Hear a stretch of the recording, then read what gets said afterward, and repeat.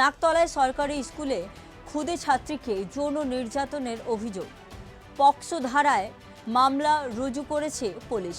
অভিযোগ উঠেছে বহিরাগতের বিরুদ্ধে।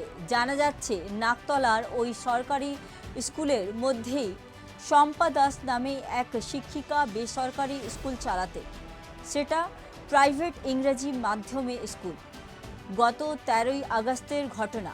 জানা যাচ্ছে ওই দিনে ইংরেজি মাধ্যমে স্কুলে এক ব্যক্তি বই দিতে এসেছিলেন। সেদিনই স্কুলে গিয়েছিল ওই ছাত্রী। অভিযোগ, ক্লাসরুমে ওই ছাত্রীকে একা পেয়ে শ্লীলতাহানি করেন ওই ব্যক্তি। কিন্তু স্কুলের বাইরে জড়ো হওয়া অভিভাবকরা অভিযুক্তকে হাতে নাতে ধরে ফেলেন। তাকে মারধর করা হয়। নেতাজি নগর থানায় স্কুল কর্তৃপক্ষ তরফে অভিযোগ দায়ের করা হয়। স্কুলের বাইরে বিক্ষোভ দেখাতে থাকেন অভিভাবকরা। পরে পুলিশের বিশাল বাহিনী গিয়ে পরিস্থিতি নিয়ন্ত্রণে আনে, কিন্তু অভিযুক্তকে ধরা যায়নি। স্থানীয় বাসিন্দাদের অভিযোগ, স্কুলেরই শিক্ষিকা ওই ব্যক্তিকে পালিয়ে যেতে সাহায্য করেছে।